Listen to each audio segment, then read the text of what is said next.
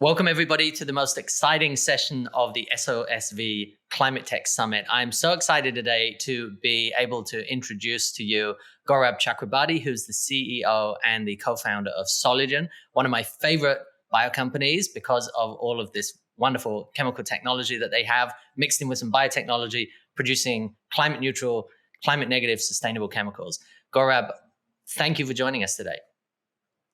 Thanks for having us here, John. Good to see you again. If anyone doesn't know, John was my TA in undergrad for biology at Brown. So it is true. That was 20, was it 20 years ago? Something like that, coming up. No, not that. It's 2008. That's what it was. Okay, well, that's 15 years ago. Okay. Not too bad. Yeah. That's pretty close.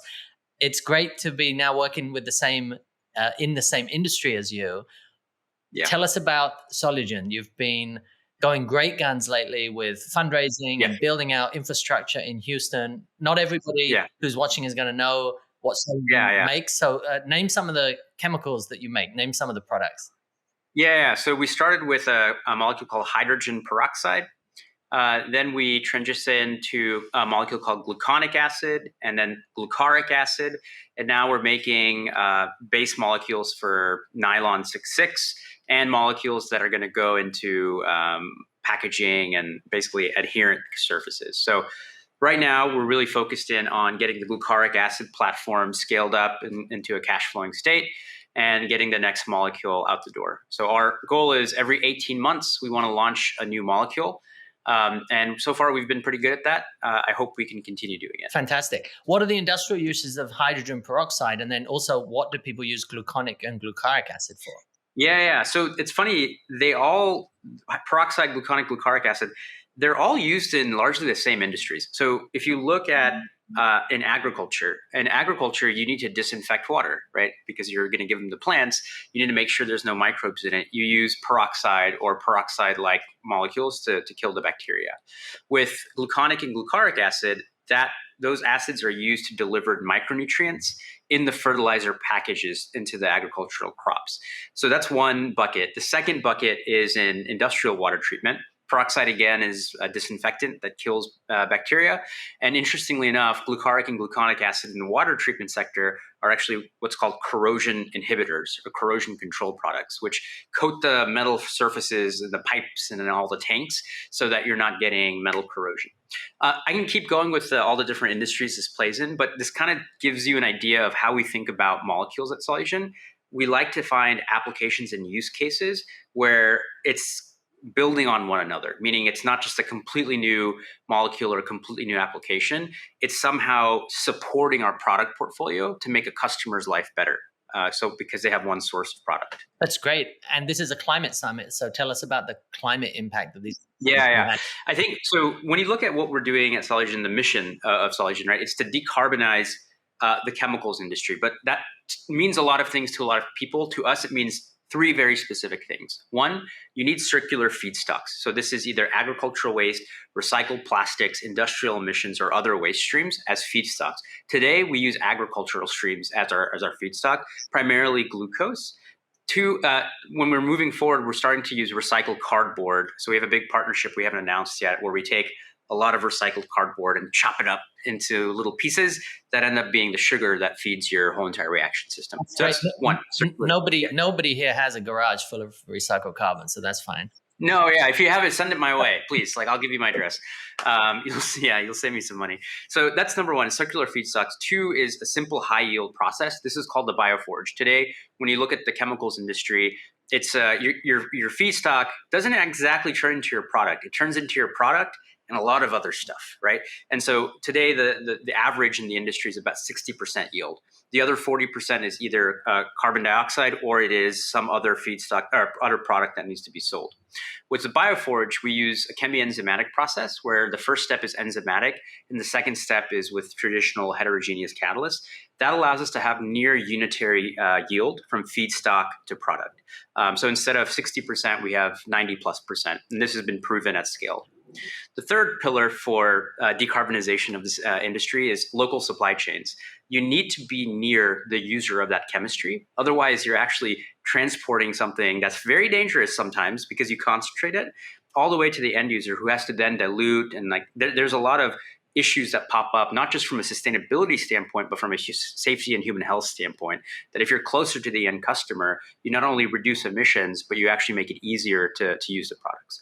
So those are the three buckets of what it means to decarbonize this industry. And if we think about the molecules that you've told me so far, which of those has the biggest impact on your revenue right now? And then which of those has the biggest impact on the climate? So I would say glucaric acid is actually going to be revenue-wise the biggest mover for us. The biggest driver for revenue. The climate impact is actually also with glucaric acid because a lot of the applications it's used for are currently using molecules called phosphates. And phosphates are pretty nasty molecules that cause eutrophication in water streams, i.e. algal buildup. And so a lot of customers are switching, not just for the process efficiency that we have and the cost basis, but also because they don't have to use something more dangerous like a phosphate. So that's probably got the biggest impact to date in terms of our customer portfolio. And you mentioned one of the applications was related to fertilizer. There's a lot of companies out there creating new kinds of microbial-based fertilizers. Pivot Bio, like Join Bio. So you're servicing the traditional fertilizer market, is that right? Yeah. So basically, when you look at a fertilizer package, it's NPK, right? Sodium, potassium, sodium, phosphate, potassium. We're not actually necessarily changing the NPK profile. We're doing something called micronutrient delivery. So there's a big volume of like metals like iron and calcium and things of that nature that also need to be delivered beyond just nitrogen, phosphate, and potassium. The problem is the bioavailability of those micronutrients are really hard to get into a plant. So you need something like a glucaric acid, which has a much better bioavailability profile for plants to deliver those nutrients more efficiently. So basically, you're able to, on a mass per mass basis, you're actually getting more of your micronutrient delivered when you have it encapsulated in this bio-based molecule. So you're compatible with these new kinds of fertilizer, is that right? Oh, 100%. Yeah. We're totally compatible with it. That's and I'm sure everybody watching knows the disaster that is nitrogen-based fertilizer. It's not a fun one. It's really in terms of the runoff, in terms of the nitrous oxide that's released, in terms of the Haber-Bosch process and all the energy that goes into it. So it's not surprising that that's your biggest win in terms of carbon. Yeah. And for everybody watching as well, there's a frame shift that's going on because a lot of people think about synthetic biology companies and they think about giant fermenters and sugar going in and brewing and the equivalent coming out in terms of you might have a brewery spitting out alcohol, but you might have a brewery now spitting out silk or pharmaceutical ingredients or chemicals or materials. You're different. You're not doing fermentation. You're doing cell-free synthetic biology. Your power is in the enzymes that you're designing. Is that right? Exactly. So I'm going to maybe like keep it as high level as I can here, but if anyone wants to talk after go deep, please do and save me from the corporate drudgery of running a company. So the reality is when you look at fermentation processes to make products, there's something called mass transfer limitations. So the reason fermentation for chemicals has been tough, except for like pharma and fine chemicals, it's been tough because the oxygen mass transfer or whatever gas system you're using, if it's gas fermentation, you're going through multiple layers of diffusion. You have your membrane, you have your cell wall, then you've got the inner workings of the cell where you're hitting different enzymes along the way, but not really hitting the enzyme that you want. So what ends up happening is a mass transfer barrier gets created. What we reasoned was instead of having this artificial mass transfer barrier, let's just poke out the enzymes that really matter here and put that into a chemical reactor. So instead of having a mass transfer barrier, you now actually have the most mass transfer possible. And that's how you scale these things so quickly. That's fundamentally like the mind shift that we've had. And I know a lot of enzyme companies are popping up that also see this as the big opportunity. You talked about scaling. A big part of that scale requires a lot of capital. It's known that the chemicals industry is very capital intensive. There's a lot of sunk costs in it, a lot of infrastructure globally.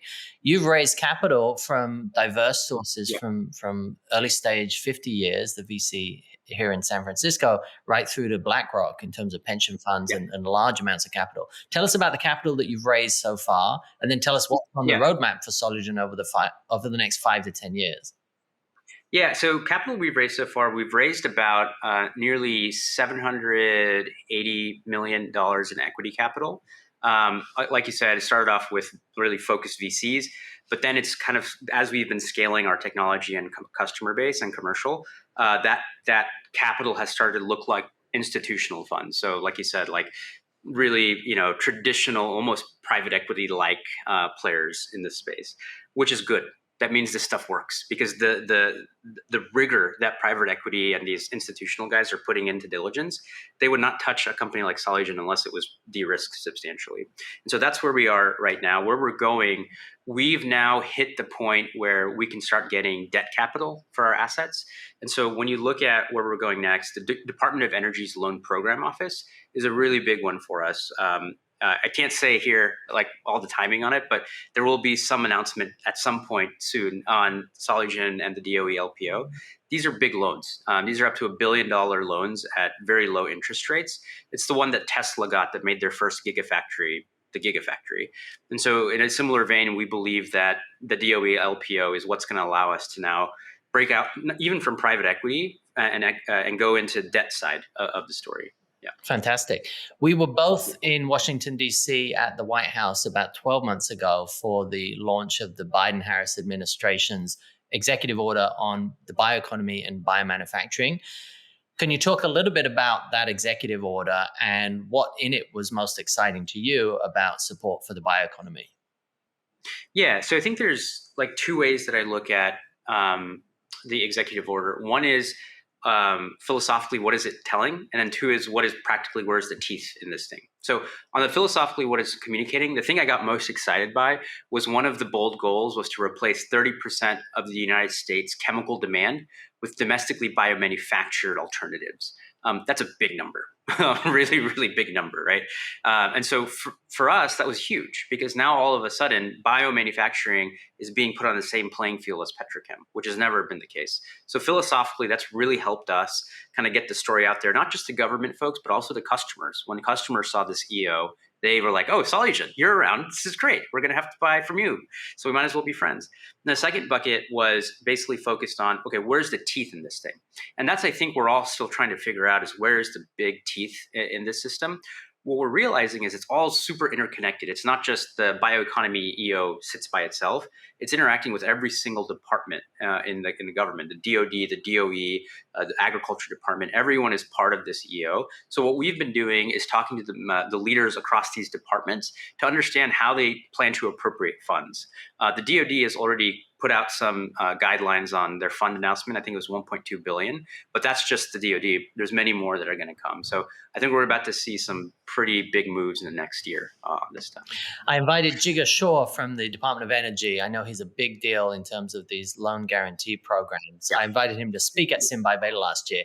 He couldn't come, but there was a profile of him in the Wall Street Journal recently just talking about the scale of these infrastructure loans that the DOE is putting out. It's quite fantastic to see the government putting its weight behind some of these programs to what I see as balancing the infrastructure investment that oil and gas have had this for the last 50 years or more, and finally bio is getting a crack at the whip.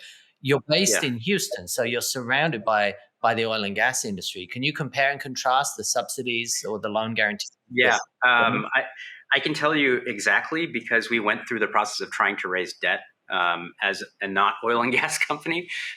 Look, a lot of these banks, they're looking for 20-year demonstrated history on a plant. The synthetic biology field, as we know it from manufacturing, has not been around for 20 years, right? It was John and Drew and these guys that really made it what it is today. So where we're sitting is there's a huge disconnect between what institutional folks are saying and then what the DOE can do. And that's why I think this DOE loan program is so important, not just for the money, but it's changing the perception of these guys who are now starting to realize there's way more opportunity here. I love it. And in terms of the progress that you've seen from the folks in the White House and in the government over the last 12 months executing on this executive order, are you happy with the progress that you've seen? Do you want me to be completely honest? Well, this is completely off the record, not recorded. So go for it. Yeah. Look, I think we could be doing better. I think we've had these discussions. Things are moving in the way we want them. The problem, I think, is the real bottlenecks aren't being communicated properly. So, like, I'll give you one example. there's an assumption that the bottleneck is all in R&D, right? Oh, we got to throw more money at R&D. Great, let's do it. Let's see what happens. What ends up happening is you have a bottleneck in the labor side. So when you start talking about, hey, I want to scale up a biomanufacturing facility, it's not the R&D scientists that are scaling it up. It's the people who are building these things. So where the bioeconomy today has been focused is a lot on this front end, but the reality is the bottleneck, at least as we see it, is here. And we need to be funding more vocational schools, more community colleges to teach biomanufacturing as a skill set. And all of a sudden, your supply and demand start to get matched up much better.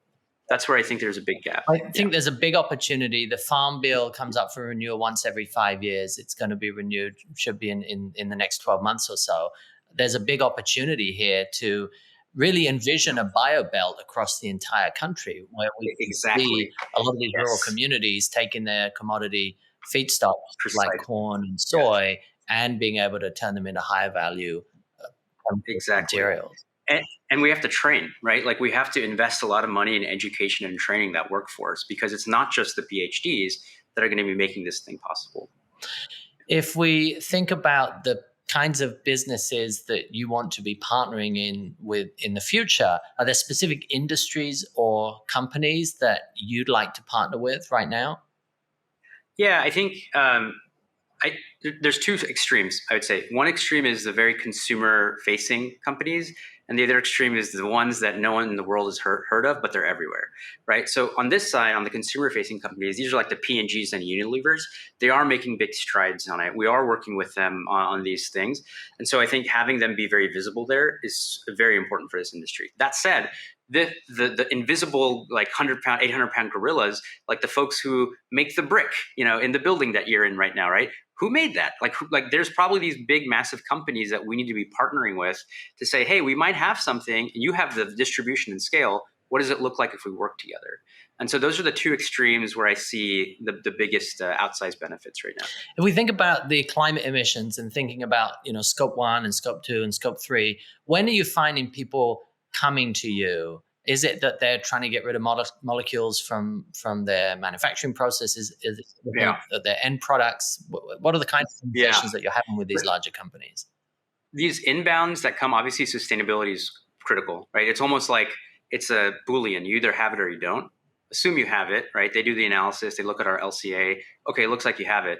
Then it comes back to price. It all comes back to price still. And so like where we need to be thinking is we have to be going after markets with technologies that we know we can compete not just sustainably, but at a price point that matters too. And what are some of the molecules that come up and you're just like, no, I'm not touching that with a 10-foot barge? Everyone talks to us about SAF and plastics. I get those are huge volume opportunities. The problem is for you to have a competitive cost position in less than 5 years in those markets, like a true competitive cost position, not parity, but a true cost position, it's unlikely with some of the stuff I've seen. What is SAF? Oh, sustainable. Sorry, sustainable aviation fuel. Okay. Yeah. So we focus more on, those are our ambitions, those big molecules. But I think right now we have this stair-step approach called Think Big, Act Now. Think Big is plastics and SAF. Well, if you break down how we get there, what are the key capabilities you need to make SAF, and what are the key capabilities you need to make plastics?